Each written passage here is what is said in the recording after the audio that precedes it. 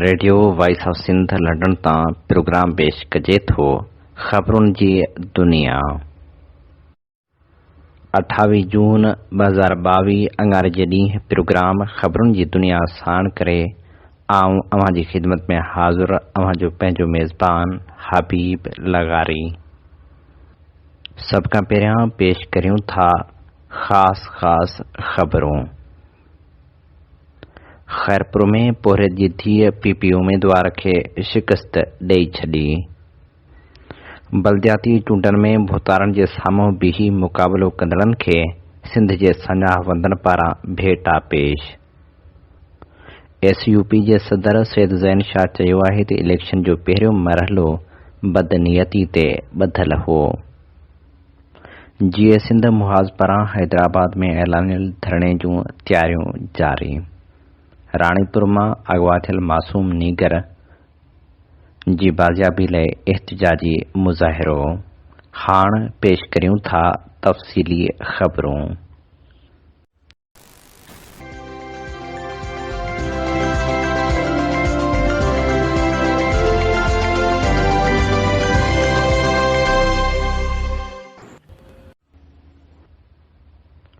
ख़ैरपुर जी municipal committee ward number 1 ते आज़ाद उम्मीदवार गॾह गाॾो हलाईंदड़ पुरहित जी न्याणी परवीन शेख पीपी उम्मीदवार खे शिकस्त ॾेई तारीख़ रक़म करे छॾी आहे।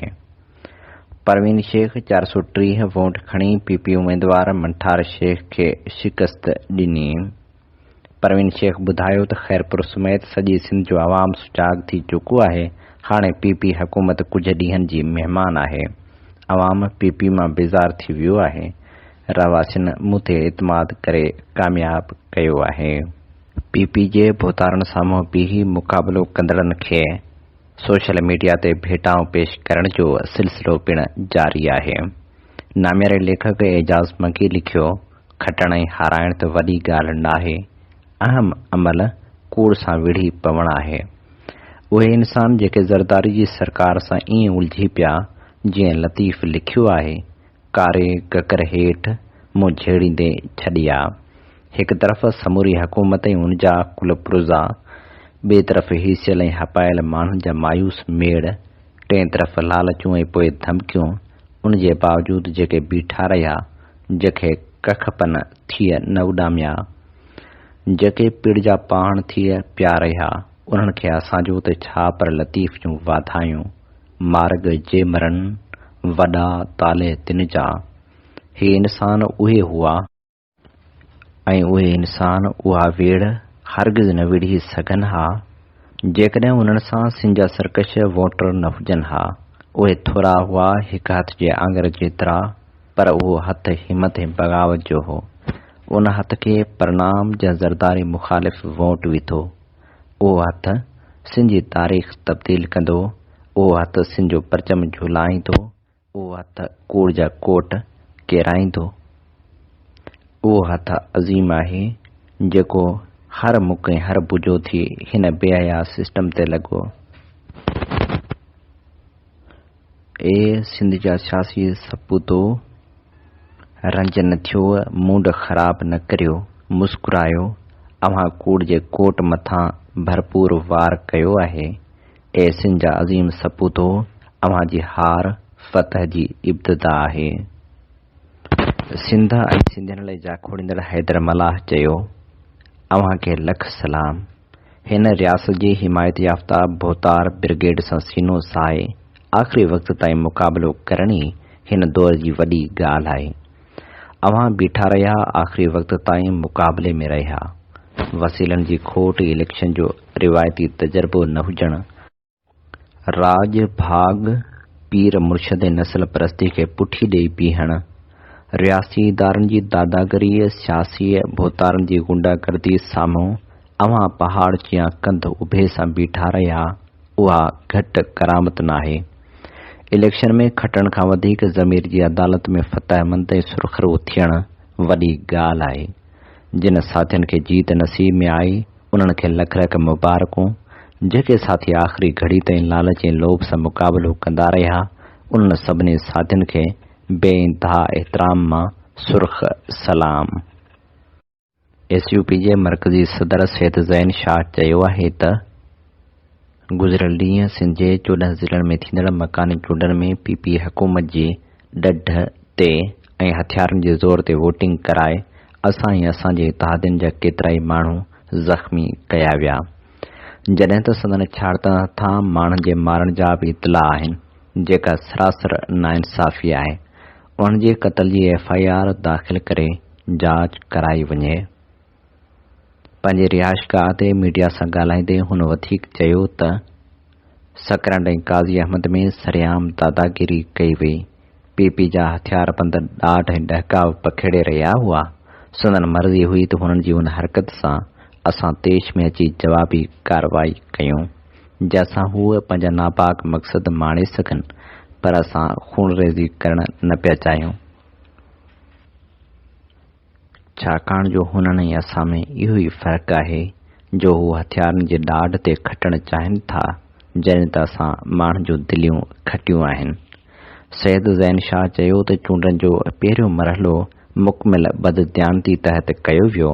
हुन वधीक चयो त असां PP क़यादत खे मशवरो ॾींदासीं त हूअ हथियारनि वारी सियासत ऐं हथियारबंद इलेक्शन ऐं नतीजनि खां पासो करे। GA सिंध मुहाज़ पारां 3 जुलाई ते कासिमाबाद हैदराबाद बाईपास ते ऐलानियल धरणे जे सिलसिले में तयारियूं हलंदड़ आहिनि, जॾहिं त काल्ह GA सिंध मुहाज़ चेयरमैन रियाज़ अली चांडियो, प्रेस सेक्रेटरी पुनहल जमाली, अयाज़ सनाई ऐं ॿिनि सन मांझंदे वॾा छछर में कार्नर गॾिजाणियूं करे अवाम खे एहतिजाज कामयाब करण जी अपील कई। उन मौक़े ते ख़िताब कंदे रियाज़ चांडियो चयो त पंजाब ॾाढ जे ज़ोर ते सिंधु दरिया जो पाणी चोराए रहियो आहे। सिंध सोकाड़े ऐं ॾुकार जो शिकार आहे। बुख जो राकास पूरी सिंध में घुमी रहियो आहे। हुन चयो त पंजाब कानून आइन ऐं कंहिं मुआइदे ते अमल करण लाइ तयारु न आहे। जियापे जा समूरा वसीला तेल, गैस, कोयलो ऐं मदनियात पंजाब खणी थो वञे। हीअ फेडरेशन नाहे, मज़बूत मर्कज़ जो तसलत आहे। जबर जी ही इंतहा आहे जो सिंध जी तरक़ी जा सभु वसीला दौलत ऐं पाणी पंजाब जी तरक़ी ते ख़र्च थी रहिया आहिनि। अवामी तहरीक जे मरकज़ी सदर डॉक्टर रसूल बख्श ख़ासकेली, मरकज़ी जनरल सेक्रेटरी नूर अहमद कातियार, एडवोकेट साजिद हुसैन ऐं ॿियनि पंहिंजे बयान में चयो आहे त मकानी चूंडनि जे पहिरें मरहले दौरान PP अॻु समूरनि चूंडनि में थियल दाख़िलनि जा रिकॉर्ड टोड़े छॾिया आहिनि। सिंध में पोलिंग स्टेशननि ते करायल झेड़नि में माण्हू क़त्ल ऐं ज़ख़्मी थींदा रहिया। पुलिस PP मुख़ालिफ़ वोटरनि जे मरण ऐं ज़ख़्मी थियण जो तमाशो ॾिसंदी रही, जॾहिं त जाली ठपा हणी PP जे उमेदवारनि दांधली कराए मुख़ालिफ़नि खे हथ वठी हारायो। राणीपुर जी शहबाज़ कॉलोनी जे रहवासी वापारी हीरेमल जो 8 सालनि जो मासूम पुटु आदेश कुमार घर खां ट्यूशन वठण लाइ वञी रहियो हो त मोटर साइकिल ते सवार 2 हथियारबंद खेसि अगवा करे विया। अहिड़ो इतला राणीपुर पुलिस खे ॾिनो वियो, जंहिं बाद SHO वाक़े वारे हंधि पहुची तफ़सील वरिता, जॾहिं त वाक़े ख़िलाफ़ मासूम ॿारड़े जी बाज़ियाबी लाइ क़ौम परस्तनि हीरोमल, हीरानंद, जमील गांगरो, नूरुल्लाह, डॉक्टर नज़ीर खोखर ऐं ॿिनि जी अॻुवाणी में रैली कढी एहतिजाजी मुज़ाहिरो कयो। निगर जे वारसनि ॿुधायो त असांजो ॿारड़ो, जंहिंखे दुनिया जी बि ख़बर नाहे, उनखे अगवा कयो वियो आहे, पर हिन महिल ताईं रुॻो आसरा ॾिना पिया वञनि। सिंध मां अगवा जो ही पहिरियों वाक़ियो नाहे। हुननि चयो त सॼे ज़िले में नाकाबंदी कई वञे ऐं असांजो निगर बाज़ियाब करायो वञे। जेकॾहिं निगर बाज़ियाब न थियो त असां क़ौमी शाहराह ते धरणो हणी रोड ब्लॉक कंदासीं। चूहड़ जमाली में पाणी जी खोड़ ख़िलाफ़ आबादकारनि अमीर बख्श जत, सैयद अहमद शाह, आरिब भितर, अहमद नीडो जत, इस्माइल शाह, ग़ुलाम ज़ंगे जो उर्स मरगल ऐं ॿिनि जी अॻुवाणी में एहतिजाजी मुज़ाहिरो करे धरणो हणी पाणी ॾियण जो मुतालबो कयो। सिंध जा सञावंत सिंधी ॿोली खे क़ौमी ॿोली जो दर्जो ॾियण ऐं ॿोलियुनि जे बचाव लाइ क़दम खणण जो मुतालबो कंदा रहिया आहिनि। हींअर हुकूमत पाण बि एतिराफ़ कयो आहे त पाकिस्तान में 80 ॿोलियुनि मां 26 ख़ात्मे ॾांहुं वधी रहियूं आहिनि। इतलात ऐं नशरियात वारी वफ़ाक़ी वज़ीर मरियम औरंगज़ेब चयो त पाकिस्तान में अटकल 80 ॿोलियूं ॻाल्हायूं वञनि थियूं, जिन मां 26 ॿोलियूं ख़ात्मे ॾांहुं वधी रहियूं आहिनि। हिक सेमिनार खे ख़िताब कंदे हुन चयो त असांखे पंहिंजे नौजवान नस्ल ऐं ॿारनि खे ॿोलियुनि जी अहमियत खां रोशनास करणो पवंदो। असांखे पंहिंजे ॿोलियुनि सां पंहिंजे ॿारनि जे तालुक़ खे वधाइणो पवंदो, तॾहिं ई असां ॿोलियुनि खे बचाए सघंदासीं।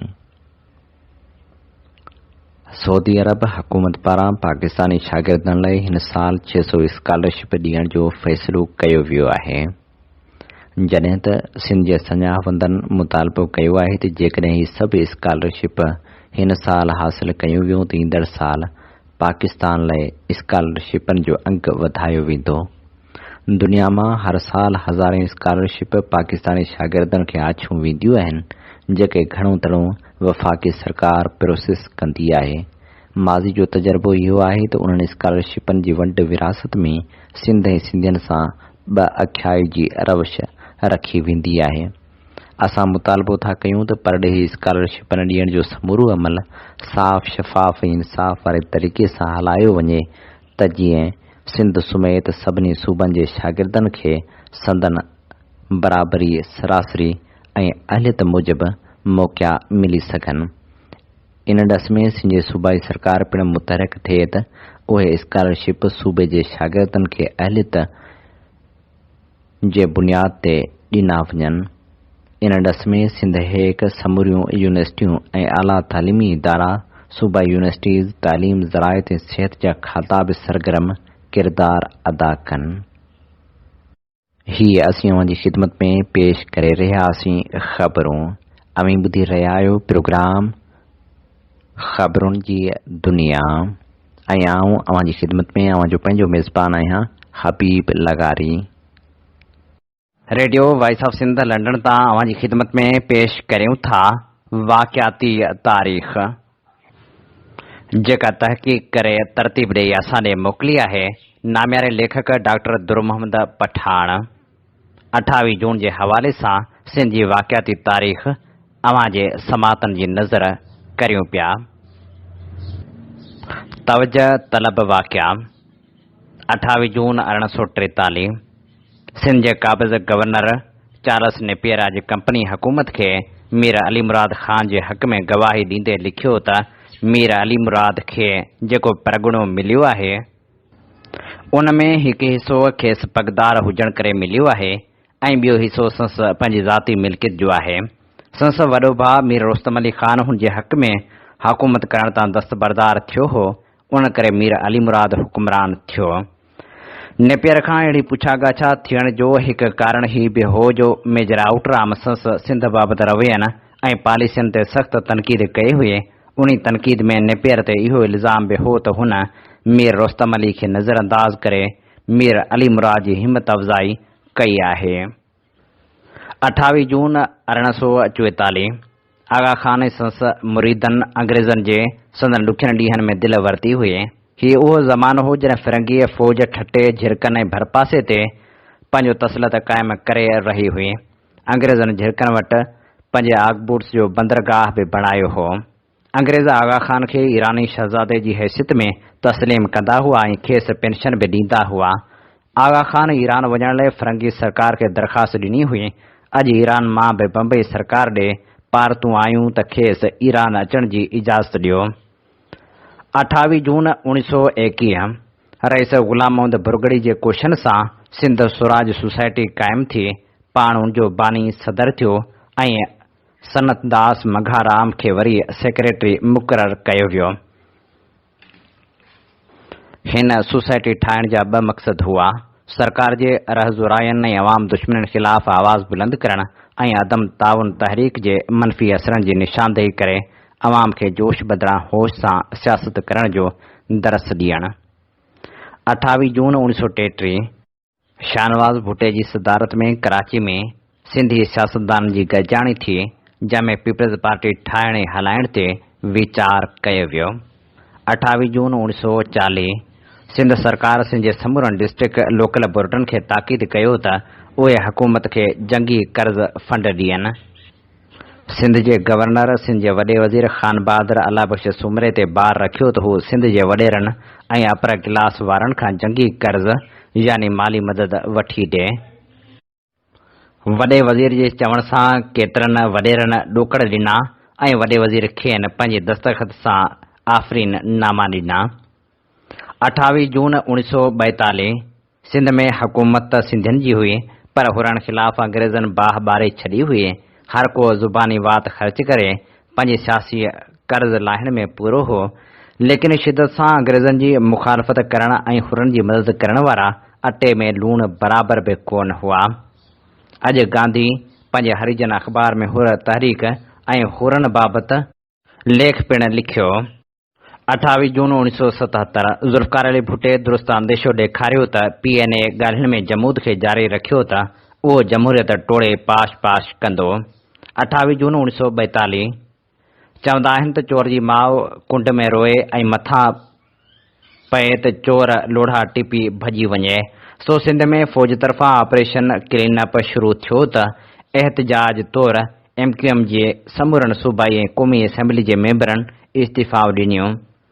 गिरोही ॿधी उन्ही खे चइबो आहे, पर यादि रखण जी ॻाल्हि हीअ आहे त कालाबाग डैम जी अदावत ख़िलाफ़ दरिया मां हिसे जे पाणी वठण जे हक़ लाइ, सिंधी ॿोली जी तारीख़ी हक़ लाइ ऐं खंभे गुम कयलनि जी वापसीअ लाइ या कूड़नि डोमिसाइलनि ठाहिण ख़िलाफ़ असांजो को सूबाई या क़ौमी असेंबली जो मेंबर एहतजाज कंदे इस्तीफ़ा न ॾींदो। 28 जून 2009 शिकारपुर सिंधी अदबी संगत कहाणी बाबति कॉन्फ्रेंस जो एहतमाम कयो ऐं ॿोलियुनि जो ॾींहुं पिणु मल्हायो। हिन तक़रीब में मुमताज़ बुखारी, डॉक्टर ख़ादिम मगी, ख़लील मोरियाणी, ज़िया शाह, वहीद मोहसिन, नसीम बुखारी, अदील महर ऐं ॿियनि शिरकत कई। 28 जून ते जनम वठंदड़ ऐं विछोड़े जो वरलाप ॾेई वियल मशहूरु शख़्सियत हो। 28 जून 1948 आर्टिस्ट राम लाल चंदाणी जी पैदाश जो ॾींहुं आहे। विछोड़ो 28 जून 1866 ईस्वी नवाब ग़ुलाम हैदर लेगारी जो लाॾाणो थियो। ही असीं अवां जी ख़िदमत में पेश करे रहियासीं वाक़ियाती तारीख़। सिंध जी वाक़ियाती तारीख़ जेका तहक़ीक़ आहे डॉक्टर दुर मोहम्मद पठान जी। इन ते ई पंहिंजे मेज़बान हबीब लगारी खे ॾींदा इजाज़त। जेॾहिं पेर तेॾहिं ख़ैर।